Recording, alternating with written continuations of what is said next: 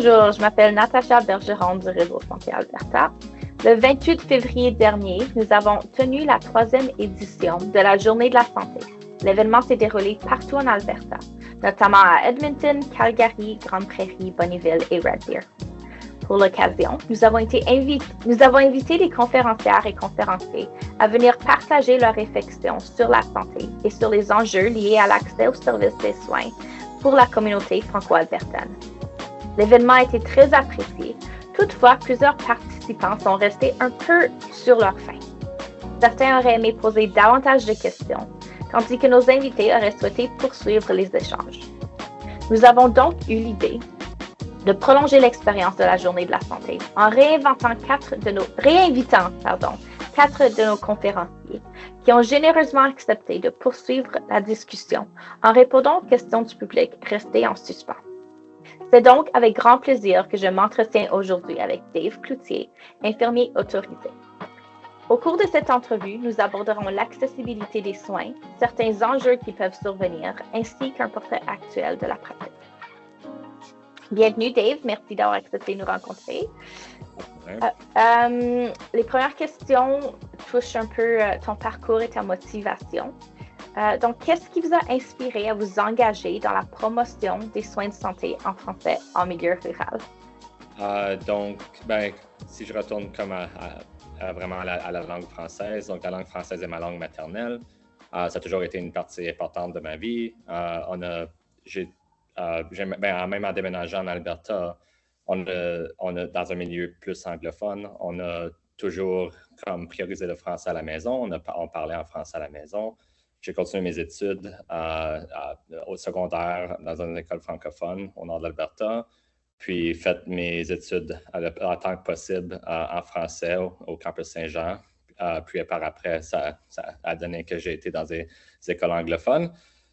Mais ça a toujours été important dans ma vie. Puis en plus comme si on regarde un milieu rural, c'est le style de vie que j'ai grandi, que j'ai vécu en tant que dans mon enfance. Puis c'est quelque chose que je suis revenu ici dans la région de la Rivière-la-Paix. Dans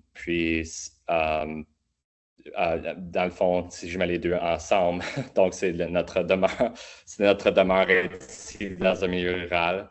C'est notre nouvelle maison. Puis aussi, en même temps, je peux offrir des services en français, les services de santé en français, puis qui rend ici dans la région, puis qui rend ce service vraiment aux personnes francophones de la région, qui fait que c'est comme une passion, puis je ne sais pas comment l'expliquer vraiment en tant que tel, mais c'est ça, c'est une passion de servir les gens en français, c'est très important pour moi, puis c'est ça, je ne sais pas quoi d'autre dire pour ça. Le français coule dans tes veines. J'ai comme l'impression que si tu ne travaillerais pas dans les soins de santé, peu importe où tu serais, dans quel milieu, le français aurait une présence dans ta vie et au travail aussi. C'est bien, on a besoin des gens comme toi. C'est important. Puis, tu parlais un peu de ton éducation aussi. Un peu comme moi, même si on essaie de faire en français, c'est pas toujours possible. Des fois, on a des décisions difficiles à faire. Puis ça nous amène un peu à la prochaine question. On voit beaucoup d'exode rural chez les jeunes. Puis, comme tu as dit, tu as fait des études un peu au campus Saint-Jean. Tu as mentionné la famille un peu, puis c'est ton chez-toi. Mais est-ce qu'il y a d'autres facteurs qui t'ont incité à retourner dans la région du Nord-Ouest après avoir passé quelques années à Edmonton? J'ai fait 2 baccalauréats en ville, donc j'ai fait un bac en sciences au campus Saint-Jean. Puis après ça, à Grande Prairie, qui est une moins grosse ville qu'Edmonton, mais qui est quand même une ville comparativement ici à la région. Je dirais, qu'est-ce qu'ils cherchent comme à moi-même, comme c'est le style de vie. En ville, tu as beaucoup de commodités, tu as accès à beaucoup de divertissement, toutes choses que tu peux avoir, tu l'as en ville.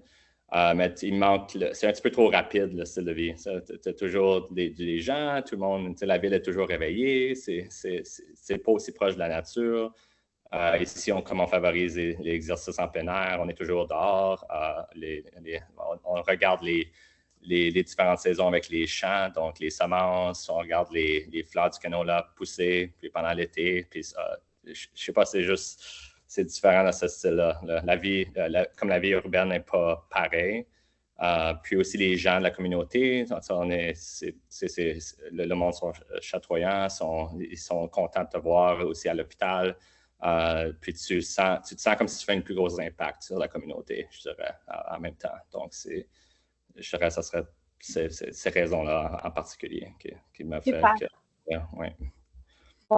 Puis je pense qu'on pourrait encourager les jeunes qui connaissent juste la ville aussi à aller voir ailleurs. Parce que plus que juste la ville, on a une super belle province, puis on a besoin des professionnels de la santé qui parlent français partout aussi. Exactement. C'est pas pour tout le monde, mais c'est quelque chose que peut-être que des gens qui ne sauraient pas qui aimeraient avoir cette. C'est ça, on ne sait pas avant qu'on ne sait pas. Si on change un peu de sujet, je ne sais pas si tu es capable de répondre, mais combien de patients francophones vois-tu en moyenne par semaine? Ouais, c'est dur à dire exactement, le nombre exact. Je dirais, c'est comme 15 à 30 personnes, ça serait environ, je dirais, de 15 à 30 personnes par semaine. C'est plutôt typique pendant la journée que je parle français au moins une fois. Donc, mais c'est ça, c'est très varié. Le nombre, ça dépend de la journée. Des jours que j'ai 3-4 patients qui parlent français, d'autres journées, j'en ai une quinzaine, même plus que ça des fois. Donc, c'est très varié comme le nombre de francophones qui viennent à l'hôpital. Donc. OK. Puis si c'est des patients que tu peut-être ne connais pas, je sais que c'est une petite communauté, vous vous connaissez souvent, mais est-ce que c'est toi qui offres le service, qui demande si la personne veut des services en français ou c'est eux qui le demandent? Comment ça se passe, cette interaction-là? La plupart du temps, donc c'est ça, je veux dire, dépendant de la personne qui rentre, mais des fois, je regarde le nom de famille, puis là, quand je vois c'est plus un nom francophone, que j'ai jamais, vraiment que j'ai jamais vu non plus. Donc, je vais juste dire c'est ça. Hello, bonjour, puis je vais juste me présenter en les apportant.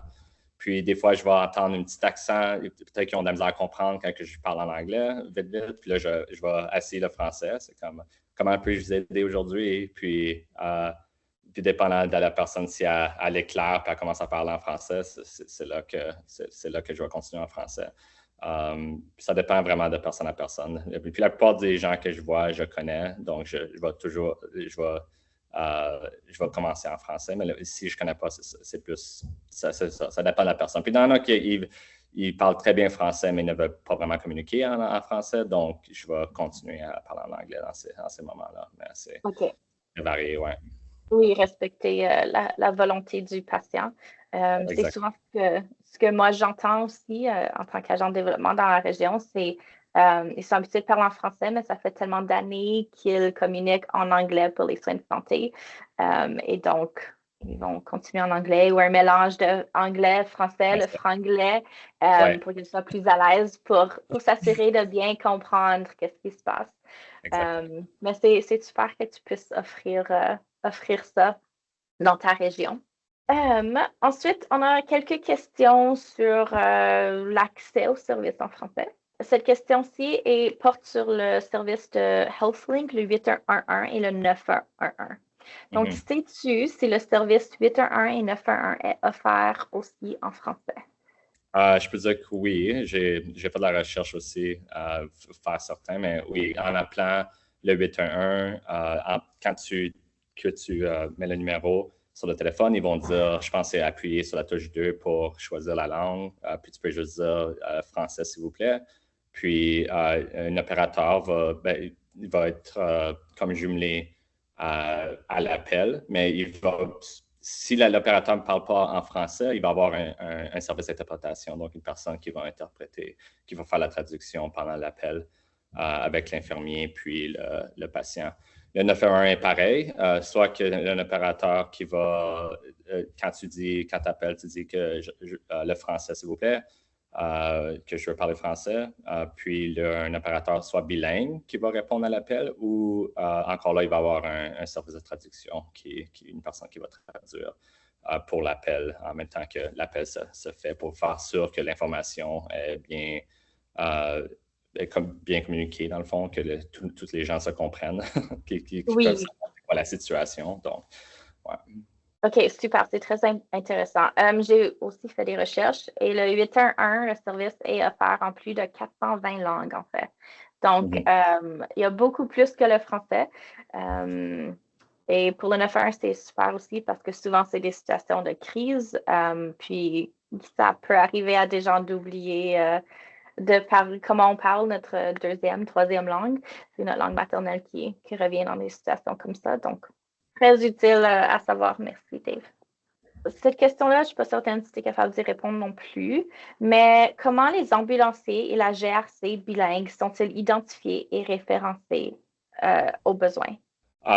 Donc, j'ai regardé un petit peu pour cette question-là. Il n'y a pas comme de liste officielle pour la GRC puis les ambulanciers. Donc, il n'y a pas rien d'officiel. La ARSA, le réseau Santé Alberta, il y a des paramédics dessus, la liste de professionnels de santé, mais encore là, je pense que la liste est très minime si même il y en a des individus sur la liste. Donc, ce serait toujours comme un manque de services qui pourrait être exploré dans le futur pour que le public sache à qui ils ont affaire, puis ils sont capables de rejoindre quelqu'un qui parle français. Ouais, je sais que dans la communauté, il y en a plusieurs ici, mais il n'y a pas de liste officielle pour savoir. Ouais. Puis s'ils sont identifiés, je ne pense pas qu'ils n'ont rien sur leur habit non plus qui disent qu'ils parlent français non plus, donc c'est très, très informel.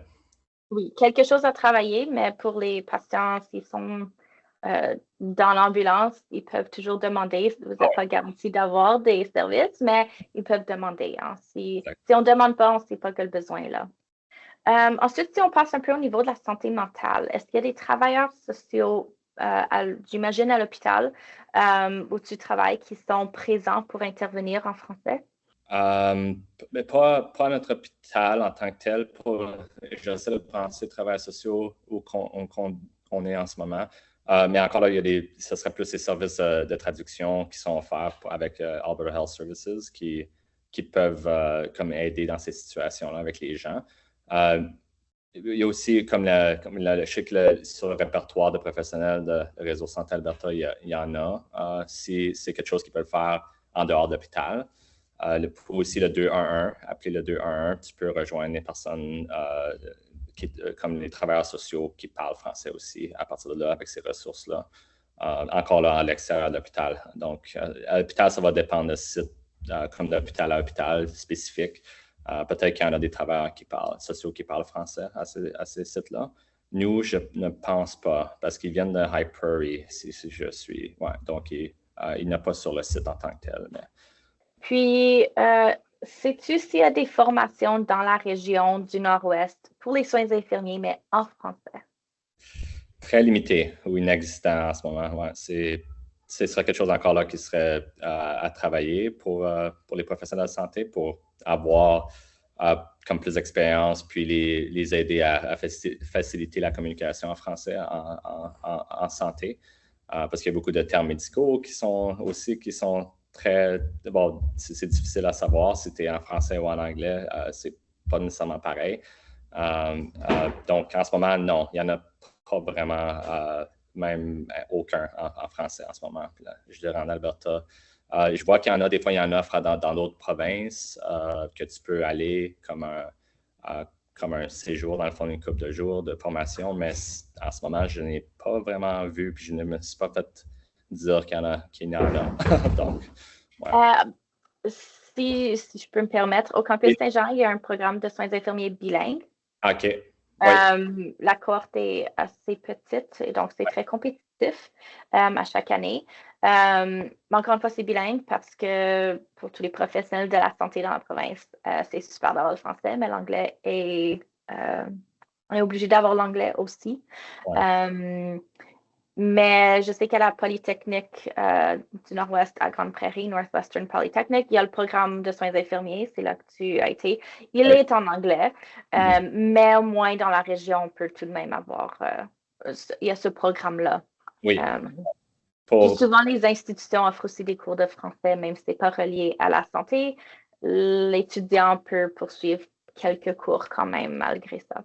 Oui, pour être formé en tant qu'infirmier, oui, il y a des programmes bilingues, mais pour formation par la suite en tant que professionnel. Ah, par la suite, OK. Ça, c'est ça que je voulais dire plus. Mais oui. Oui, OK, je comprends, pardon. Mais pour devenir infirmier, ça serait le campus Saint-Jean, ça serait le meilleur programme, dans le fond, pour le bilingue, pour apprendre à être infirmier, donc autorisé. Je dirais que ce serait le meilleur programme à aller, donc, dans la province. Donc, Tu comprends une petite pause? On peut prendre une pause de 2 minutes si tu veux, puis on peut continuer après. Oui. Environ à la moitié, c'est bon. Les questions plus difficiles s'en viennent. En ce qui a trait à si on continue dans la veine de la formation et le recrutement, est-ce qu'il y a des programmes de formation particuliers pour des médecins ou des infirmiers qui souhaitent exercer spécifiquement en milieu rural? Maintenant, oui, il y en a plusieurs, puis il y en avait encore aussi pour les médecins et les infirmiers.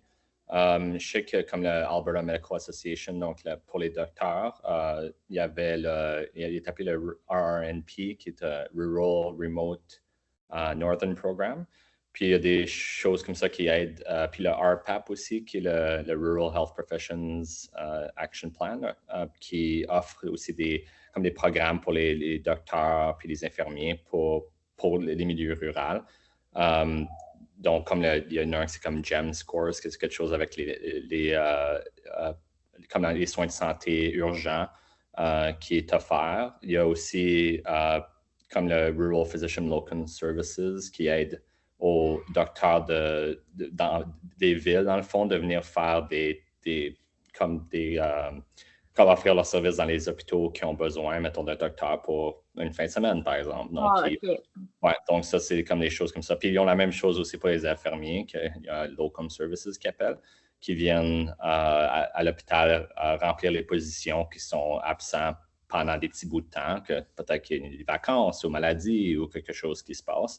Donc, ça, c'est des petits programmes comme ça. Puis aussi, pour les nouveaux infirmiers ou nouvelles infirmières, dans les milieux ruraux, il y a le FERN, qui s'appelle le Foundations in Emergency Rural Nursing, puis le LEARN, qui est le Leadership Essentials in Rural Nursing. Donc, 2 cours qui offrent comme une formation globale pour les personnes rurales pour plein de différentes choses. C'est comme une semaine de temps, puis c'est comme une formation pour les aider à s'établir, puis avoir les connaissances nécessaires, comme pour un milieu dans un milieu rural. Juste à cause du manque de ressources, puis le manque d'appui que tu n'as pas nécessairement en milieu rural, puis que tu as en ville. Donc, c'est comme juste basé sur le milieu rural, ces cours-là. Puis aussi beaucoup d'incitatifs pour le Nord, comme des fonds, des bourses financières d'extra que les personnes en ville n'ont pas. Comme le Rural Capacity Investment Fund, le RCIF, en 2026, il va y avoir comme des genres de bourses de rétention pour les personnes qui restent dans le Nord, ou même des coûts de déplacement pour les personnes qui veulent venir dans le Nord pour se déplacer, comme je pense jusqu'à 30 000 $, je pense qu'ils disaient. Wow! Des gros contrats comme ça. Puis la même chose comme pour rester, si ça fait 5 ans, mettons que tu travailles dans le Nord, tu vas avoir comme 7 500 $ si tu signes un contrat pour une autre année. Donc, c'est comme des choses que le gouvernement a mis en place cette année. Je pense que c'est jusqu'en 2028. Donc, beaucoup d'argent qui se met pour la rétention en ce moment pour les milieux ruraux. Donc, en ce moment, je dirais que c'est un bon temps de se déplacer. Oui. Je suis d'accord. Le gouvernement il est en train de pousser pour essayer de comme juste rétablir comme la pénurie de personnel de santé. Oui. Donc, c'est un bon moment donc, pour ça. Oui, c'est super. Puis surtout, ça arrive tellement souvent aussi avec des plus petits hôpitaux, justement, au rural, où il n'y a pas de médecin sur le site pendant toute la fin de semaine, etc. Donc, c'est certain que ces initiatives sont très importantes, justement, pour attirer les gens. Mais ça, c'est à travers la province, ce n'est pas nécessairement spécifique aux francophones. Sais-tu s'il y a des initiatives en ce moment pour engager plus d'infirmiers francophones? En ce moment, comme c'est très, très limité encore, je pense, en Alberta. On dirait que c'est comme pas je dirais comme comment je peux dire? Priorité? Priorité, c'est ça. C'est pas une priorité en ce moment, on dirait, pour le gouvernement en tant que tel. Donc, comme je vois pas, j'ai pas vu d'initiative qui attire les professionnels de santé en français ou qui est spécifique pour les personnes qui parlent en français. Peut-être dans le futur. C'est peut-être quelque chose qui va être plus à long terme. Peut-être une stratégie comme à introduire. Peut-être en collaboration avec la RSA ou d'autres choses, je ne sais pas. Ça peut être une chose dans le futur. Donc, À travailler, ça serait quelque chose à garder en tête, oui. exactement. Comment soutiens-tu des professionnels anglophones qui souhaitent intégrer le milieu francophone et devenir bilingues? Donc, ce serait encore là, ce serait très spécifique à la région. Puis, comme nous, ce serait aussi, vu qu'on a la personne qui est de liaison francophone, donc on offre des services en santé, des services de santé en français. On a une personne désignée qui fait cela. Donc, cette personne-là serait peut-être la meilleure à prendre en charge, comme pour essayer de soutenir ces gens-là qui viennent à l'hôpital, qui sont anglais, qui veulent apprendre français ou développer le français. Je sais qu'on a certains, comme la bibliothèque d'Intinger à Feller, puis il y a le Vision Learning Center à Peace River. Puis il y a d'autres endroits qui est plus comme individuel, comme l'individu, il faut qu'il vienne, puis qu'il soit intéressé, qu'il s'inscrit au cours. Il y a des cours de français qui sont offerts en personne ou virtuel pour essayer de développer la langue française. Puis en tant que les personnels de santé à l'hôpital, ce serait plutôt comme chaque individu, comme qu'est-ce qui va. Comme moi, je pourrais, mettons par exemple, juste l'aider avec certains termes ou comment t'introduire au patient, il y a plein de différentes manières comment que chaque employé pourrait aider pour soutenir puis développer le français, donc au site de travail puis dans leur pratique. Donc, c'est très, très spécifique à l'hôpital. Donc, ça peut changer d'hôpital à un autre, puis les ressources, dépendent des ressources, puis je pense même en ville, il y aurait peut-être plus de ressources qu'ici, vraiment en tant que tel, mais pour développer la langue. Mais à cette heure, avec être en ligne, tout peut se faire vraiment virtuel, donc c'est une bonne chose de cette manière-là. Oui, ça l'aide. Ouais. Puis la personne ressource que vous avez pour la santé, c'est le seul poste en ce moment à travers la province. Je sais qu'elle se déplace un peu, puis elle peut faire les choses en virtuel aussi, mais c'est un poste vraiment important. Puis, comme tu avais déjà mentionné aussi, les termes surtout médicaux, ça peut être mélangeant, c'est différent en français et anglais. Le RSA aussi, il y a un peu des programmes pour ça qui peuvent aider. Il y en a qui sont plus formels que d'autres, puis ils se font en ligne aussi. Donc, si jamais il y en a dans ta région qui sont intéressés, le RSA a des ressources pour ça aussi. Si on passe aux prochaines questions, malgré l'existence de l'hôpital de McLennan en milieu rural, est-ce que la distance peut décourager certains patients à consulter ou à se rendre à l'urgence? Oui, la distance, c'est sûr que c'est un facteur important. La plupart, je dirais pas la plupart, mais tu as besoin d'une voiture, vraiment dans cette région.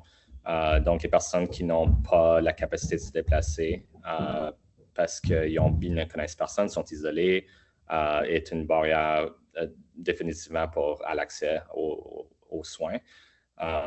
Mais aussi, il y a des personnes qui ont des problèmes pour se déplacer comme physique. Ça peut être plein de différentes choses, peut-être.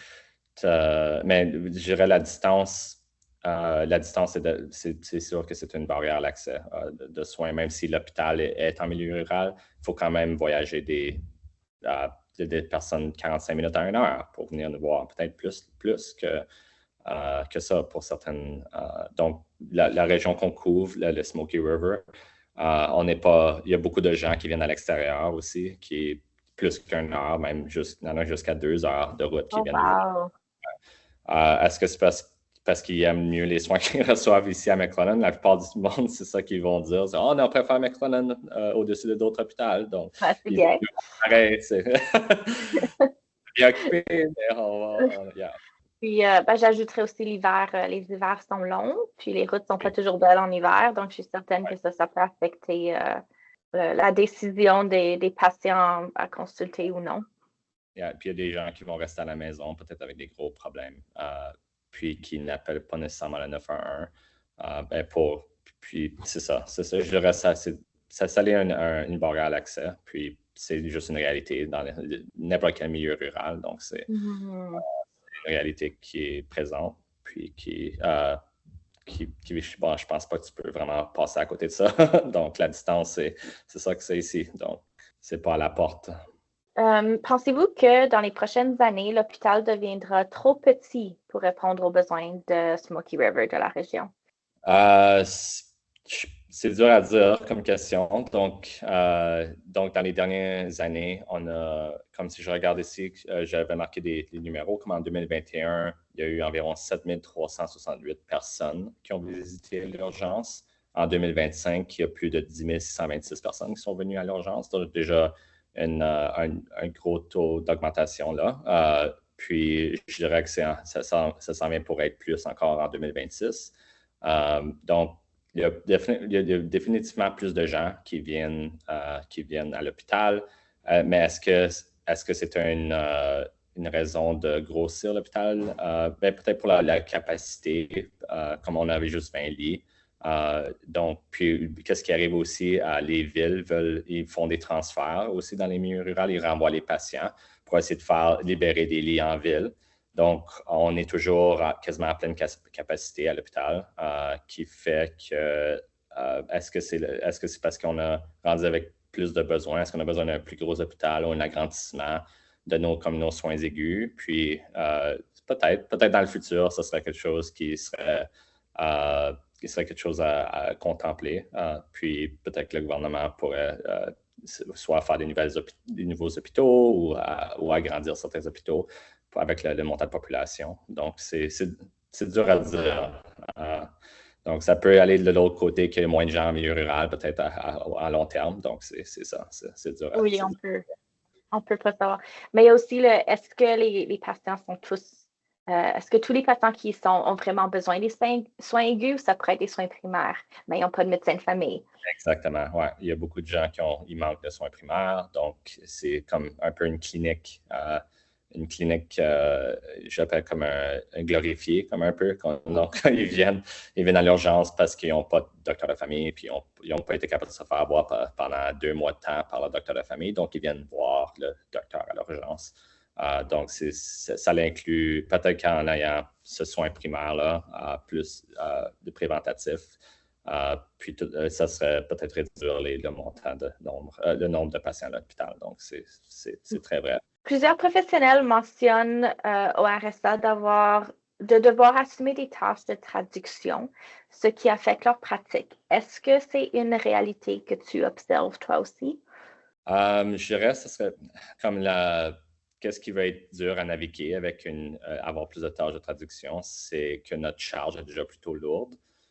Donc, c'est dur à rajouter comme à notre assiette à offrir ces services-là en plus d'offrir des soins.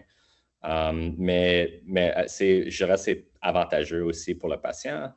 Comme les meilleures communications, on est capable d'offrir les mêmes services comme d'une meilleure qualité, puis aussi que le patient se sent mieux servi. Puis c'est plus le fait que aussi que c'est comme un travail d'équipe à l'hôpital. Donc, si on veut offrir des services de traduction, peut-être qu'on a une ou deux personnes qui peuvent parler français, mais c'est aussi s'entraider pour peut-être couvrir le département d'urgence dont je travaille, pendant que je peux aller parler à quelqu'un en français pour revenir au département par après. Donc, je dirais comme ça dépend de la situation. Ou sinon, s'il y a un patient qui est critique, qui rentre à l'hôpital, à l'urgence, puis que je n'ai pas le temps d'offrir les services de traduction à un patient parce que j'ai besoin de dépenser, on a besoin de dépenser nos ressources sur un patient qui est plus critique. Donc, c'est là. Il y a un petit peu de limite donc, pour ces raisons-là. Mais encore là, c'est ça. Ça dépend des ressources, ça dépend de combien de personnes qui parlent français, qui peuvent offrir les services de traduction en personne. Donc, c'est très, c'est ça, c'est très individuel, dépendant de la situation, puis tout ça. Il nous reste quelques questions. Comment pouvez-vous aider les immigrants à s'intégrer au système de santé en Alberta?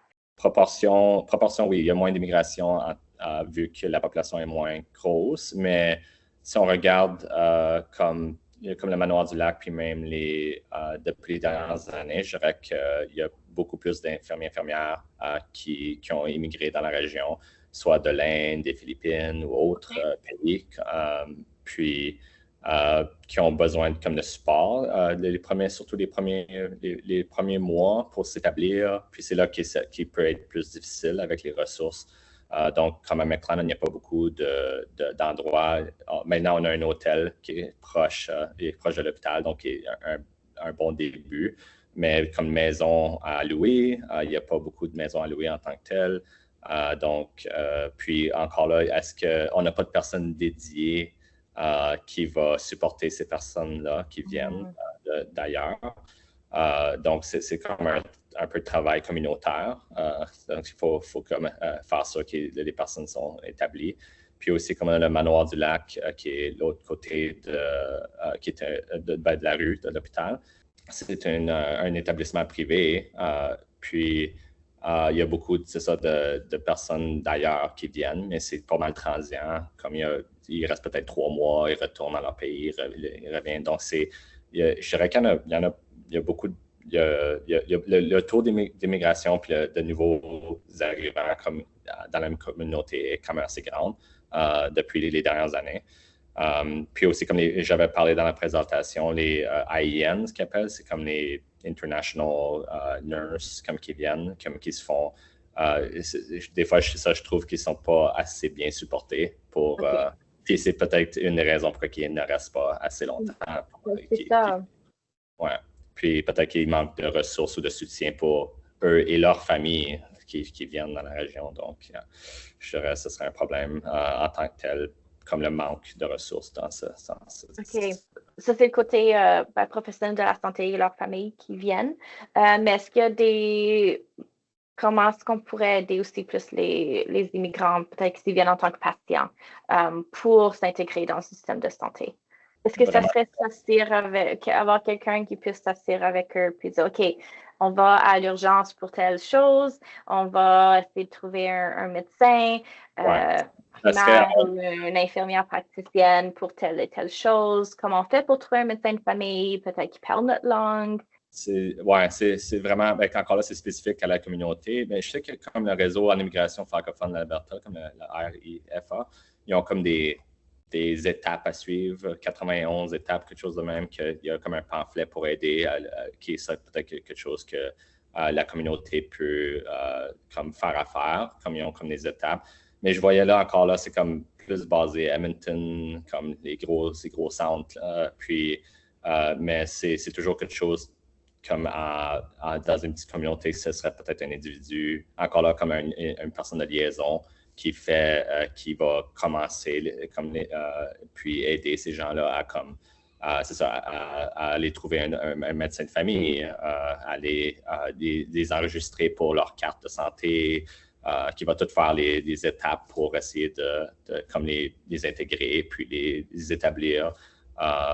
puis peut-être les suivre pendant un certain montant de temps. Donc, mais est-ce qu'on a un en particulier? Non, je ne pense pas qu'on a une personne en particulier comme dédiée à faire ce travail ici à l'hôpital. Donc, c'est très, encore là, ça dépend de où que tu es.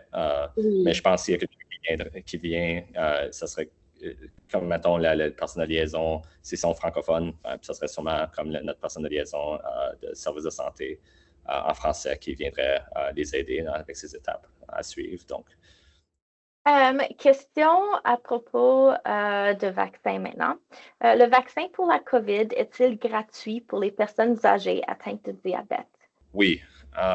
Donc, je pense en 2025, ils ont changé comme avant, il était gratuit pour tout le monde. Maintenant, il faut que tu aies des problèmes comme de santé ou un certain âge pour recevoir le vaccin gratuit. Puis le diabète de type 1, type 2 est dans cette liste-là, qui inclut aussi comme la grossesse ou les problèmes cardiovasculaires, hépatiques, rénales. Donc, il y a plusieurs types comme de maladies aussi qui est sur la liste ou des problèmes auto-immunitaires. Donc, ça, c'est encore là sur Alberta Dautier. Il y a toute la liste vraiment des critères d'éligibilité pour le vaccin, pour être gratuit pour ça.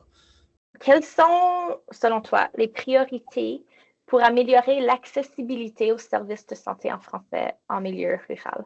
Donc, ouais, ça c'est, je dirais, avant tout, ça serait mieux d'identifier les personnels de santé, les professionnels de santé qui parlent français dans le système. Donc, oui, il y a une liste de répertoire sur la RSA, puis on a comme certaines personnes ont une idée, mais les gens ne sont pas assez bien identifiés à mon avis. Donc, comme tu ne peux pas rentrer à un hôpital et comme y a-t-il quelqu'un qui parle ici en français? Non, la personne ne va pas savoir exactement s'il y a quelqu'un qui parle. Donc, il faut qu'il fasse sa demande active. Donc, ça serait de promouvoir l'offre active à chaque site, dans le fond, puis de déterminer c'est qui les personnes puis les individus qui peuvent offrir ces services en français. Là. Puis, rajouter ça au répertoire du RSA, de faire comme la promotion, puis essayer d'inciter les gens de rajouter leur nom aussi pour qu'ils peuvent aider la communauté francophone. Puis aussi, offrir des programmes ou des services comme de professionnels à développer leur langue dans leur pratique. Je dirais que ce serait une autre bonne étape qui serait comme à court terme. Puis, bien sûr, comme le recrutement spécifique de personnes de santé qui sont bilingues ou qui parlent le français, qui serait une autre stratégie qui est plus à long terme, mais qui serait avantageux pour les francophones de l'Alberta, donc dans les milieux ruraux aussi. Donc. Dernière question pour toi, Dave. Quelles stratégies te semblent les plus prometteuses pour renforcer durablement cette offre de services en français? C'est ça, dépend de l'aide financière du gouvernement, je dirais. Ce serait d'utiliser ou d'amplifier les ressources qui sont déjà existantes. Puis, c'est ça, comme j'ai parlé de l'offre active, comme introduire même peut-être introduire le français dans les démarches hospitalières, comme juste pour introduire comme les questions comme l'enregistrement. Est-ce que tu veux être servi en français aujourd'hui ou quelle langue que tu veux être servi aujourd'hui? Comme ça, c'est pas comme sous-entendu quelle langue que le patient veut parler. C'est bien, on sait que la personne veut se faire servir en une certaine langue, donc comme le français dans cette situation. Puis, comme j'avais dit, identifier les personnes, puis aussi qui parlent français dans les hôpitaux, puis aussi essayer de manière d'hôpital à hôpital, de rendre ces personnels-là, professionnels de santé-là, disponibles pour offrir ces services-là si nécessaire. Donc, comme j'avais dit, mettons que je suis occupé à l'urgence, mais qu'il y a peut-être quelqu'un d'autre qui pourrait me remplacer pendant que je pourrais offrir ces services-là à un patient qui veut se faire servir en français. Donc, c'est ça, la disponibilité des ressources qui sont déjà là sur site. Puis, peut-être introduire des travailleurs des liens comme nous, on a à McLennan, qui en offre des services de santé en français. mais avoir des travailleurs dans d'autres sites, augmenter le réseau de ces personnes-là qui peuvent aller voir les gens, parce qu'une personne pour le Nord, c'est définitivement pas assez. Donc, non, c'est ça. Promouvoir la santé du français au public. Donc, c'est toutes ces étapes-là, ça serait plus prometteur que juste rester comme on est en ce moment. Donc, un peu comme les liaisons autochtones, ces postes-là, ça existe aussi dans la province. Ça prendrait ça pour les francophones. Exactement. Yeah. Il y a autre chose que tu voulais ajouter avant que je mette fin à l'enregistrement? Je regardais mes notes tantôt. Je sais pas si j'avais parlé dans les formations de la région pour les soins infirmiers. Des fois je sais qu'ils font aussi des promotions comme des services de collaboration avec comme les soins de santé en français avec l'hôpital de la communauté, puis ils font comme, mettons, c'est appelé comme le Redéo à Bessic, donc ils vont aller avec les jeunes, ils vont aller ça c'est francophone, donc ils vont c'est en français,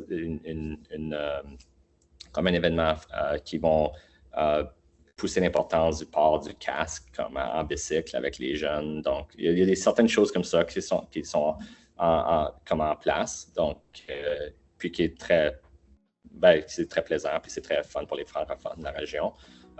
Puis pour les enfants aussi. Donc, c'est comme il y a des choses comme ça qui devraient en avoir plus vraiment, qui devraient juste avoir plus de ces initiatives-là au public. Ouais. Donc, ça, c'est ce que je voulais dire. J'avais oublié de le dire tantôt. Mais... merci beaucoup pour ton temps. C'est ce qui met fin à cet entretien. Merci infiniment à Dave Cloutier pour ce partage enrichissant. Si vous avez apprécié cette vidéo, n'hésitez pas à cliquer sur le bouton j'aime et à partager vos impressions en commentaire. Pour ne rien manquer de nos prochaines capsules, abonnez-vous à notre chaîne. Pour toute question ou pour en savoir plus sur nos services, vous pouvez nous écrire à info@rsa-ab.ca ou visiter notre site web au rsa-ab.ca. Merci d'avoir été des nôtres et j'espère vous retrouver très bientôt pour une nouvelle discussion sur la santé.